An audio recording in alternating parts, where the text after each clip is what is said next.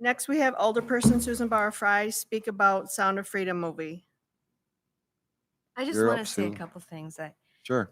From what I understand, there's 2 million children that are trafficked in the world each year. And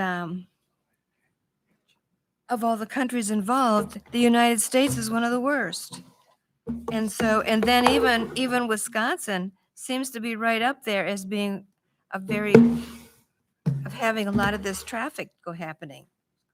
I just kind of want to know, what can we do as a council for our, and talking to different people, from what I understand, there's different areas like Columbia County, right here, that are possibly really bad. So I just want to bring it to the attention. I don't know, Chief Klafke, do you want to say anything about this? What can we do? Yeah, Susan came and saw me today discussing items related to like trafficking, which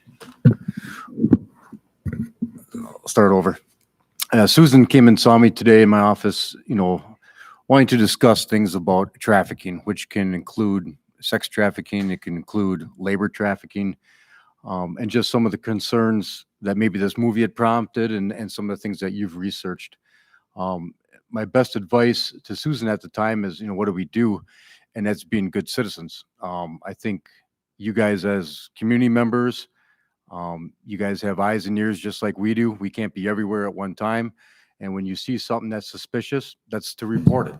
I think that's one of the best ways that we get involved or can investigate things is when community members come forward and talk to the police. So that was my advice to Susan is, if you see something that doesn't look right, then say something about it. That can be with trafficking, that can be with suspicious behavior of any sort. That's how a lot of crimes get stopped. If something just doesn't look right and you inform the authorities. So that'd be my best advice, is just being good citizens. That's kind of like a quasi neighborhood watch. We don't have any established neighborhood watches in the city, but you have a lot of people that are paying attention, and that's the best thing you can do, is just being aware of your surroundings, being aware of what looks normal in your neighborhood or not.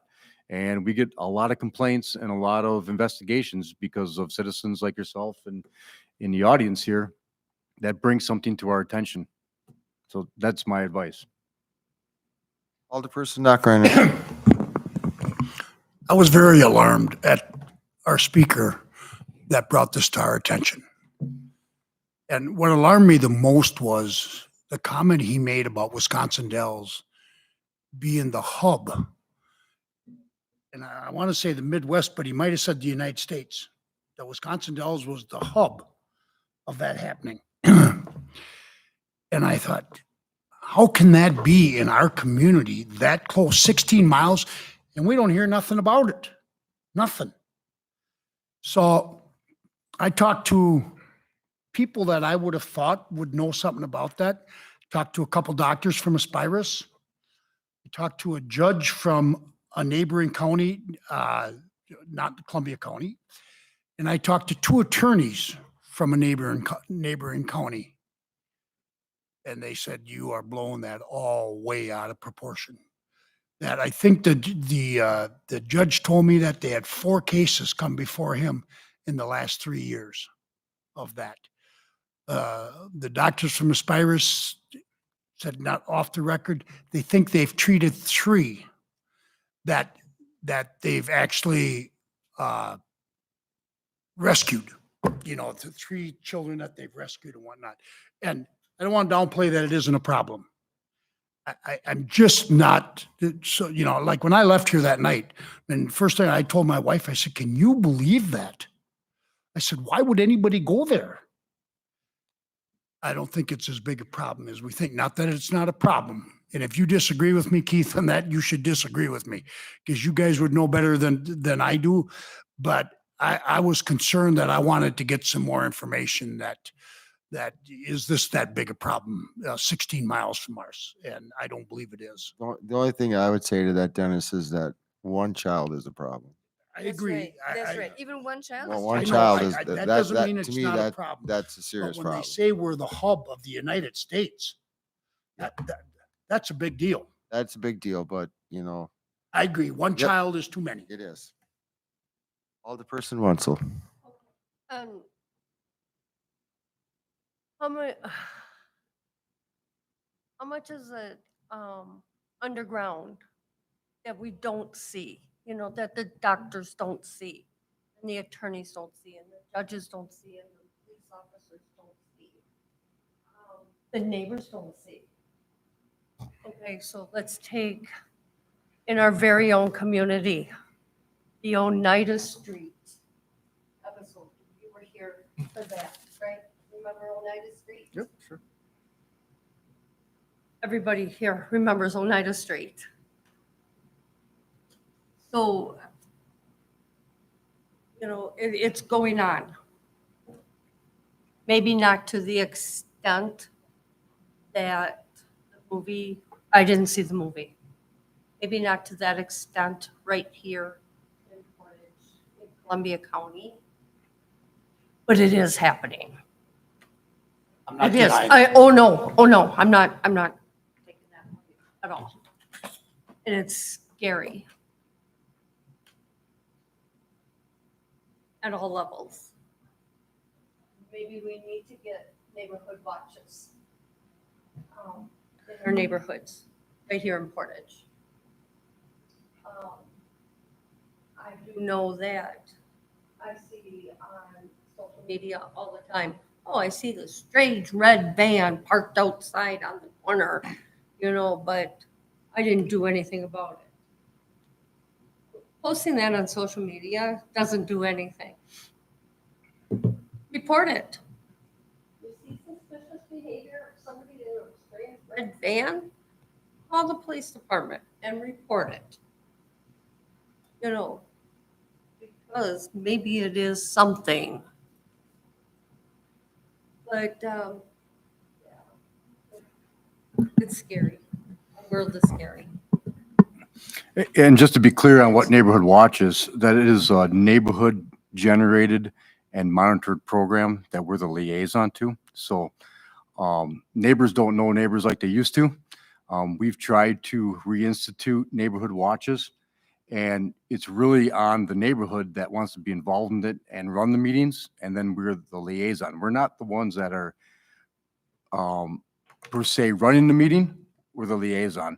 So it's hard to get volunteerism, but it's also hard to get neighbors to start talking to each other and want to develop something where they're actually meeting and actually coming up with some positive changes. We've tried in different areas. There was one viable neighborhood watch program that was going pretty well, and that's fallen off. We brought it up at a couple different apartment complexes, and it went well for a little bit. And again, that fizzled because it takes an active community to run that program. It takes people who want to be involved. I know there was one started in my neighborhood. And like he said, it started out and a lot of the neighbors were very interested in it. We had a good turnout to start out the meeting. And within 6 months, it was done. It was over. You know, and It's a lot of trust also. it takes somebody who is very dedicated to making it happen and spending the time and the effort and the commitment to keep it going. And that's the hard part. That is the hard part, to find that individual that's that committed to make it happen in the neighborhood. Because everybody in the neighborhood is all on board at first, and then they stop coming to meetings, they stop getting involved, and then it comes down to the one person who's dedicated to it, and then what's the point? And that is the problem, is that as a society, I mean, we move away from this, and we don't know our neighbors, like Keith said. We tend to keep to ourselves and mind our own business, and what we should be doing is keeping our eyes and ears open and looking at better ways of protecting our community. Can I say something? Oh, I just want to say, you know what? I did talk to Sheriff Brantner also, and he is concerned about the Wisconsin Dells area. and being the hub. He is very concerned about that. So it's like what with a lot of stuff we don't know, and the underground part. Many of us have children, or that we're going to have children, or something pretty soon. So we just love our children and grandchildren, maybe great grandchildren, but and other people's children. So okay. Michael. Oh, I'm sorry, Eric. I just love Eric's child, that little John. He comes to the Pregnancy Resource Center. He's just a joy. He's wild. So my wife and I actually went to go see this movie. First of all, I want to say it's one of the best movies I've ever seen. And it brought my wife and I to tears for most, if not 3/4 of the movie. I mean, it was extremely emotional, but also very informational. It was a fire hose. I mean, it was a fire hose of information that was just completely. It was very overwhelming, and it's very much a serious problem. I guess I just one comment is, it's like most of these kids that are coming in. I mean, most of them are from other countries, and it's like they're being smuggled in, and it's like if they're able to smuggle them in past Border Patrol on the scale that is this massive. I mean, they've got to have just absolutely incredible systems in place to mask what it is they're doing, and making it extraordinarily difficult for law enforcement to not only know what they're doing, but to find them. And I mean, that is a Herculean task for law enforcement to try to tackle. It's possibly one of the greatest. I'm sorry, one of the most evil things happening in our society currently, and it needs to stop. And I guess one other thing with the movie itself is that although they don't do it in Portage, one thing I did discover with it is that they had they have a pay it forward system in place for it, which is actually really, really interesting. I've never seen with a movie before, where moviegoers can actually donate to essentially a fund for people to go see the movie for free. So basically, if you don't have money to go see it, there's free tickets available on their website, from what I understand. I highly, highly recommend going to see it. Especially members of this council. I mean, what Sue is talking about what it is we can do. I mean, that is what I think such an important thing for us to consider. What that actually looks like, I don't know exactly. I would love for us to be able to do something in addition, and I'm definitely a open invitation to the chief to bring any and all ideas to this table. I mean, whatever can be done either on a legislative level or whatever we can do with our local communities to talk to people. I mean, I'm all for it. Highly recommend it. I really, really think members of this council should go see the movie. It's here in Portage. It's really good. Any other comments? To give you a little hope.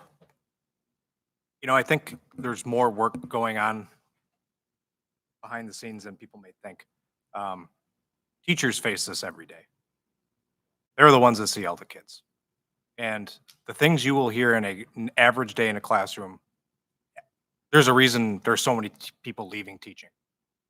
You don't know where the line is, where what you heard is a mandated reported incident versus is this the way kids talk? But I guess the only hope I could give you is that there's a lot of teachers that are monitoring kids every day, making these determinations and contacting law enforcement and intervening in many cases. Honestly, your whole day could be full of mandated reports with the way society is as in the classroom. And it's burning them out. And it's part of the reason that there's a teacher shortage, because it will destroy your mentality if you're not the right person, things you see. And there's a lot of people working on this. I mean, silently, that you never hear about. So That is good.